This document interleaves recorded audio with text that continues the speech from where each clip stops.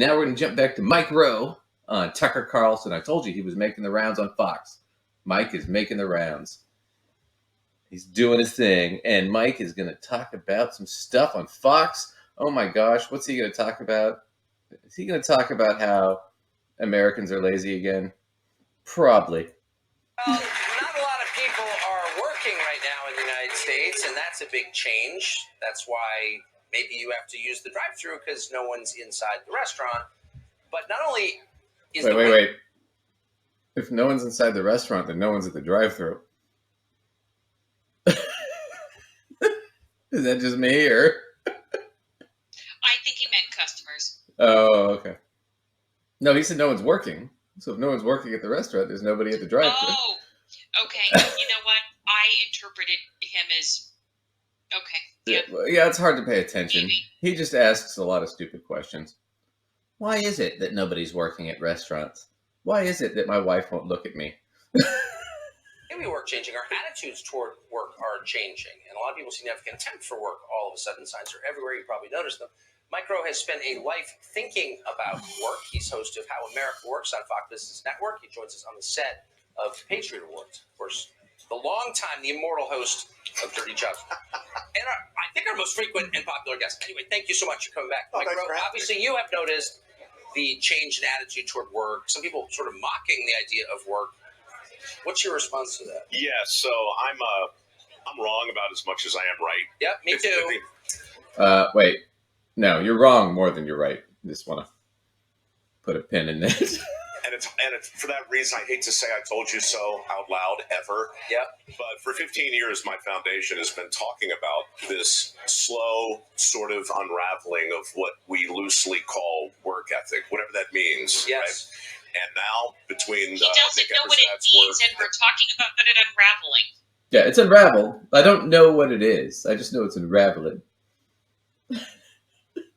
Right? Oh my gosh. Okay, you're probably gonna have to cut this joke, but that'd be like you deciding you were gonna write this whole thing about the unraveling of spiritual America, right? When you don't even know what spirituality I don't have a clue what spirituality means. I personally would take your head, shove it in the toilet, and give you a swirly old school style if you did something that dumb. So you can't walk and say you have no idea what something is, and then like dump yourself as like the expert of it. Oh yeah, no, I'll admit it. When people talk about spirituality, I don't know what they're talking about. I've never gotten a definition that made any sense to me.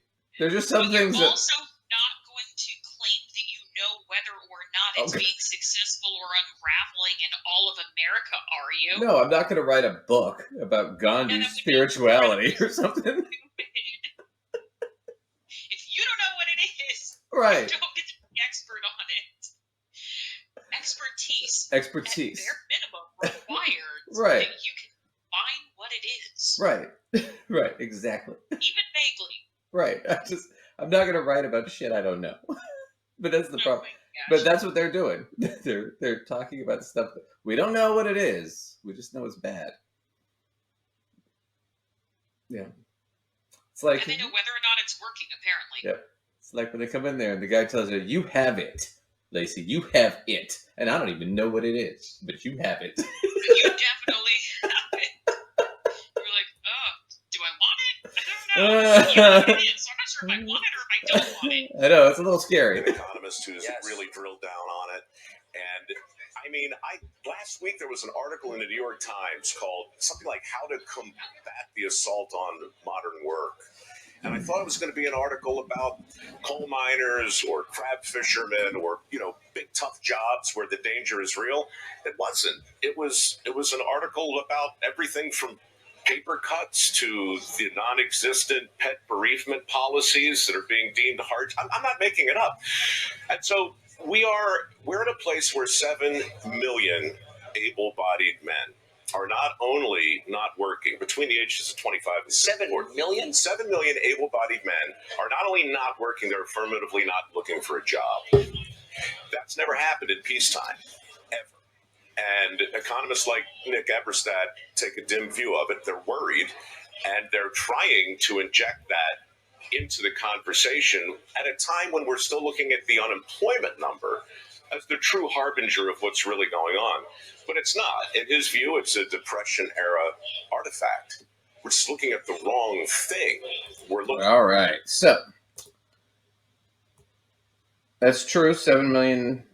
It's about 7 million men are between 25 and like 40 are not looking for work. They just gave up. Now,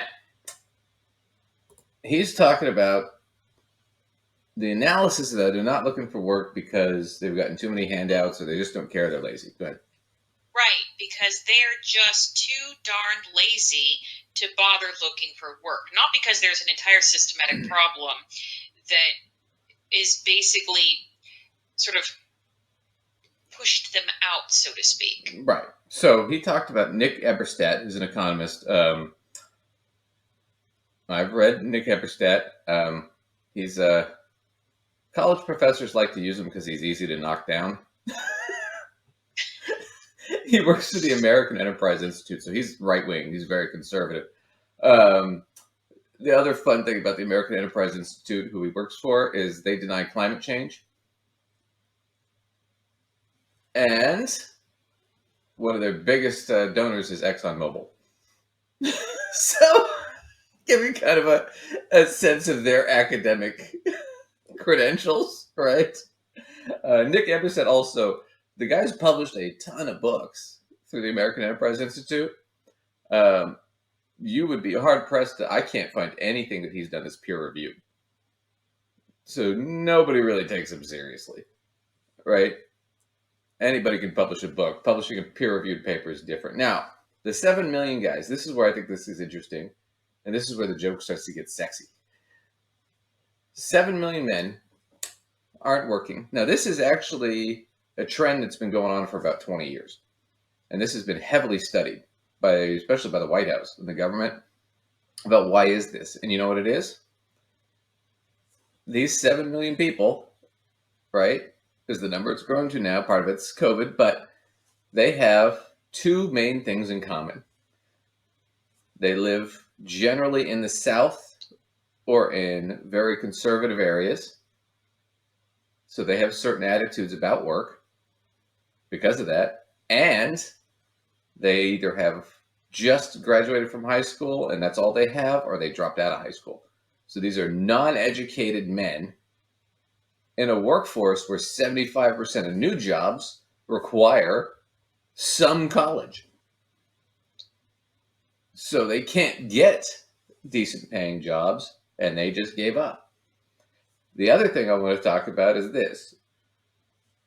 The increase in jobs right now, the big sectors are going to be things like healthcare, service industry, finance to a degree was on the list. But healthcare, service industry are the big ones. Admin is a big one.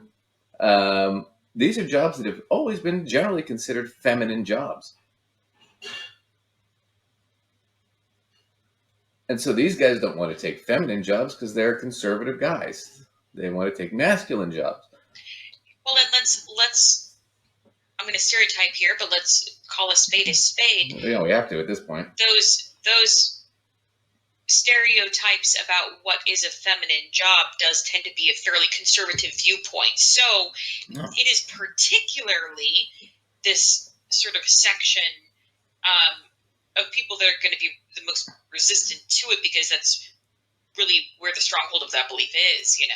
Yeah, well, a lot of these guys thought they could go get a job out of college doing construction or working at a factory or something like that. And a lot of those jobs are gone.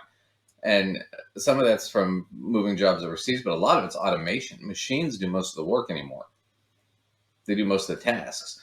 And these guys, the problem is they need to get educated, and they didn't bother getting educated. But we just saw Dave Ramsey, and then they were kind of talking about it, but it's like, yeah, they don't believe that education is, they think you should get educated, they like education, but they only think you should do it if you can afford it. Right? You shouldn't borrow money to do it. But then they're literally, so by making that argument, they're literally advocating that these people get systematically shut out of jobs. Like that is literally what they are saying, which they probably don't realize they're saying.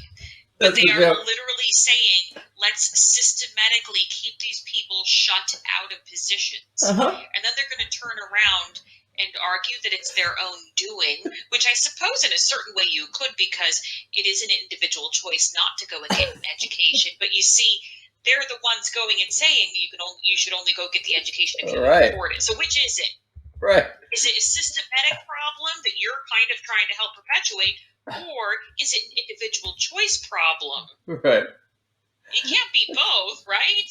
Right. Well, that's the thing. So, but it seems like they're kind of on team. It's both at the same time and don't even realize it. Oh, brother. So just for a fun bit, that's the joke. And if you're somebody like